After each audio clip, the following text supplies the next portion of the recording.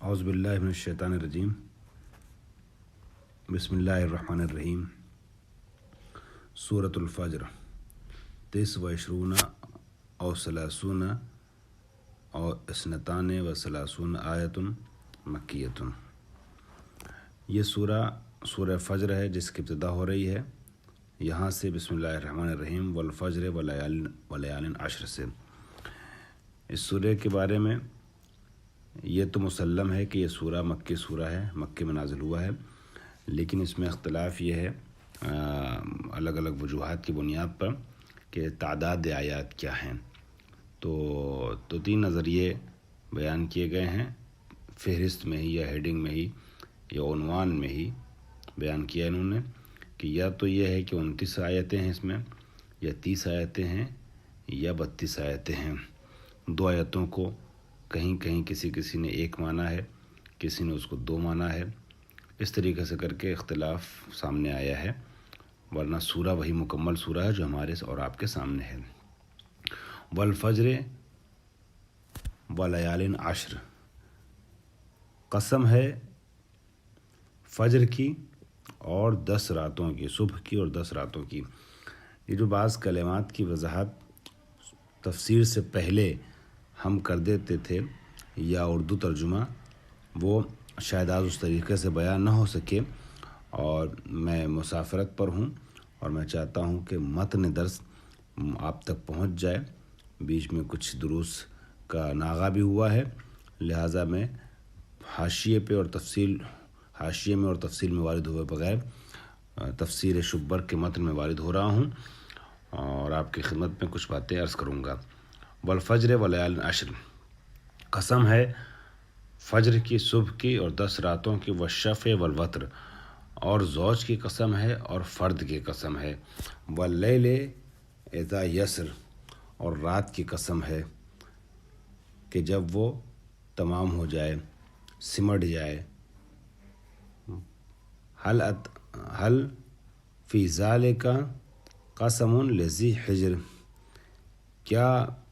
اس قسم میں صاحبان عقل کے لیے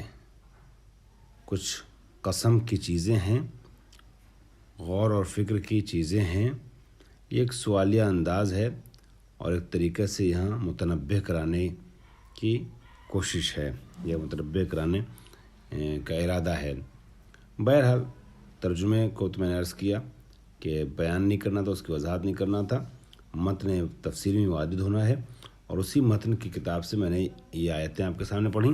اور اپنے لفظوں میں چند جملے ترجمے کے طور پر پیش کر دیے ہیں۔ اب آتے ہیں اصل عبارت میں۔ والفجر یعنی فجر سے مراد کیا؟ الصبح وصلاتہ، یعنی الصبح وصلاتہ، صبح کی قسم اور اس کی نماز کی قسم، یعنی نماز صبح کی اور نماز فجر کی قسم۔ وقد یخص بفجر عرفہ، اور یہ بھی کہہ سکتے ہیں کہ یہ یخص و یختص دونوں پڑھ سکتے ہیں، یہاں یخص ہے۔ وقد یخص بفجر عرفہ، اور بعض روایات کے اعتبار سے یا بعض مفسرین کے کہنے کے اعتبار سے یہ کون سی فجر ہے؟ یہ فجر عمومی نہیں ہے، ہر روز کی نماز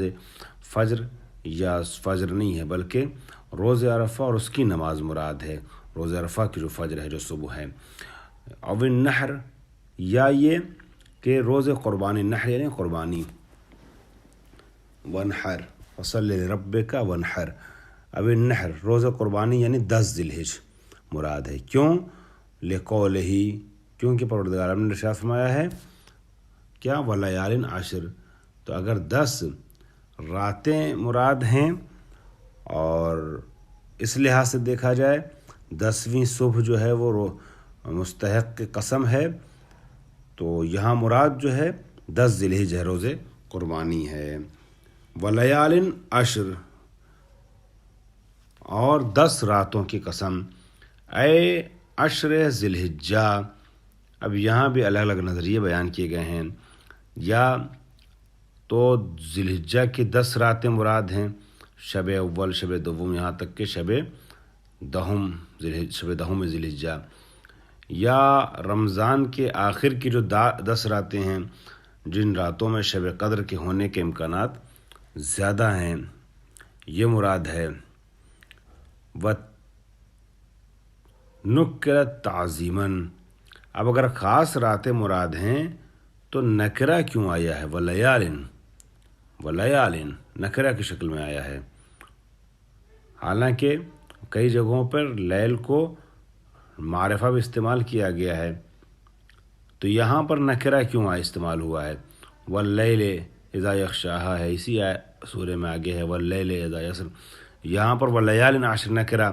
تو نکرہ جو ہے وہ تعظیماً ہے، یعنی ان راتوں کی عظمتوں کو، چونکہ نکرہ استعمال کیے جانے کے جو موارد ہیں ان میں سے ایک مورد جو ہے وہ تعظیمی مورد ہے، تعظیماً نکرہ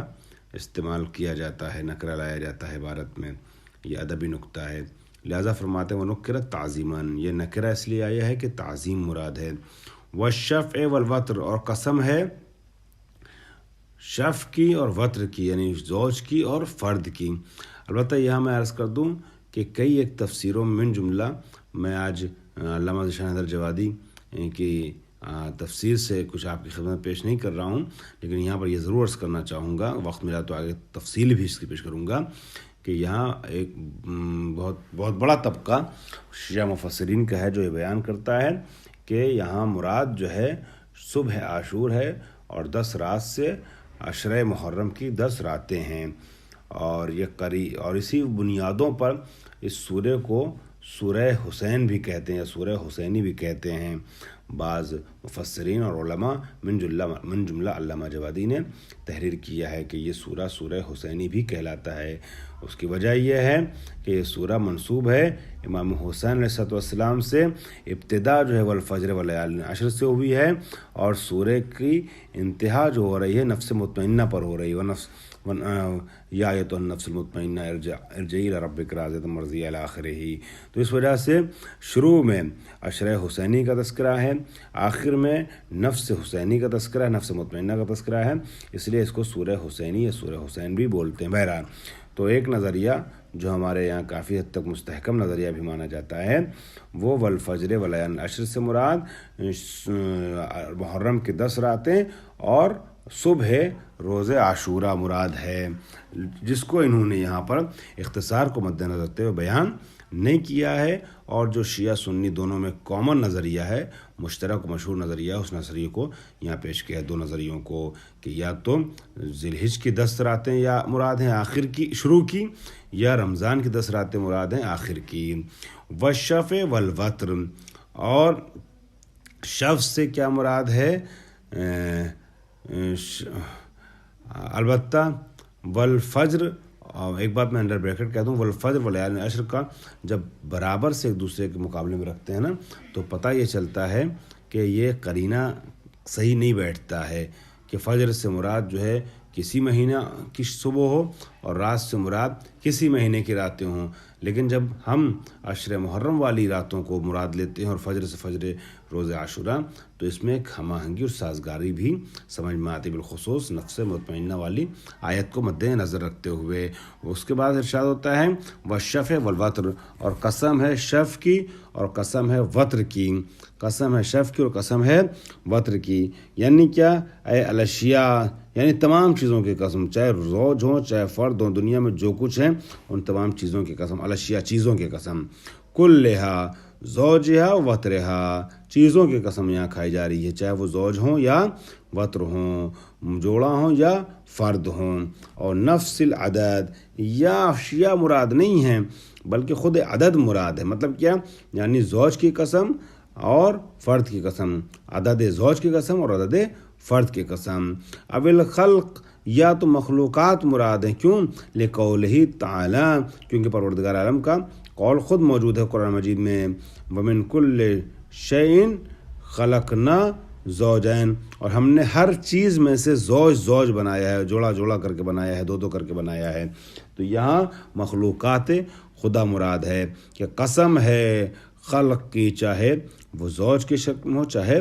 وتر کی شکل میں ہو۔ اور دوسری جگہ کیا ارشاد فرمایا؟ والخالق، نہیں سوری آیت ختم ہو گئی، کہ خلقنا زوجین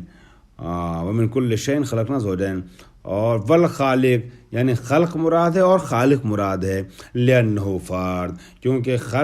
خالق جو ہے وہ فرد ہے، تو شف سے مراد مخلوق ہے جو زوج میں ہے جیسا قرآن میں بیان کیا گیا، اور وتر سے مراد خالق ہے جو واحد ہے، واحد هو الواحد القہار قل هو اللہ احد۔ او شف الصلاۃ و وترہا، یا نماز شب کی نماز شف اور نماز وتر مراد ہیں۔ نماز شف 2 رکعت نماز کو کہتے ہیں، اور نماز وتر جو ہے وہ 1 رکعت نماز کو کہتے ہیں۔ یہ دونوں نمازیں وہ ہیں جو رات میں پڑھی جاتی ہیں، جسے نماز شب کے حصوں میں شمار کیا جاتا ہے۔ ان 11 رکعتوں میں سے 2 رکعت نماز شف ہے اور 2 رکعت نماز وتر ہے، ان دونوں نمازوں کو مراد لیا گیا ہے۔ اور یوم النحر و عرفہ، یا اس سے روز قربانی یعنی 10 ذی الحجہ مراد ہے، اور عرفہ مراد ہے، روز عرفہ مراد ہے۔ رویہ ذالک عن النبی والائمہ، اور یہ جو ہے روز قربانی یا روز عرفہ جو ہے اس کا تذکرہ ہمیں روایات نبی اور روایت ائمہ میں بھی ملتا ہے، کہ ائمہ کی اور انبیاء کی روایات میں بھی ان دونوں کا ذکر کیا گیا ہے، روز قربانی کا بھی اور روز عرفہ کا بھی تذکرہ ہوا ہے، تو یہ بھی مراد ہو سکتی ہے۔ اس کے بعد گفتگو آگے بڑھاتے ہوئے ارشاد ہوتا ہے واللیل اذا یسر، اور رات کی قسم اذا یسر، یسر سے مراد کیا ہے نا، یسر سے مراد یسری فی الحالین، کہ جو دونوں حالت میں سیر کرے، یسری فی الحالین نیچے حاشیے میں لکھا ہوا ہے۔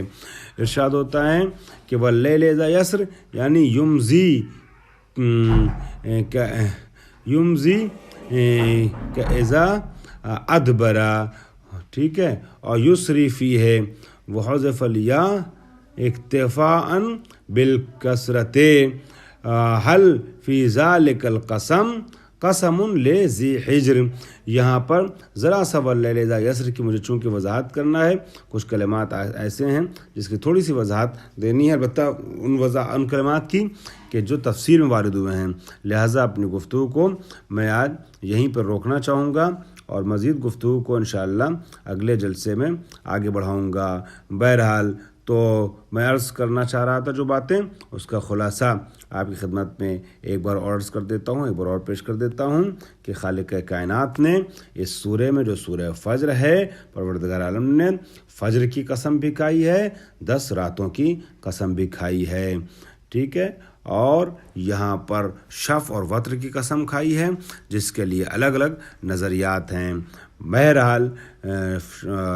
جو شب ہے اس شب سے مراد کیا ہو سکتا ہے، اور جو روز ہے یعنی صبح ہے اس صبح سے مراد کیا ہو سکتی ہے۔ یہاں جو رمضان کی راتیں ہیں 10 راتیں وہ بھی مراد دی جا سکتی ہیں، جو ذی الحجہ کی 10 راتیں ہیں شروع کے 10 دنوں کی وہ بھی مراد لی جا سکتی ہیں، لیکن ہم کیونکہ یہ سمجھتے ہیں کہ ائمہ کے بہت سے فضائل پہ پردہ ڈالنے کی کوشش کی گئی طول تاریخ میں، لہٰذا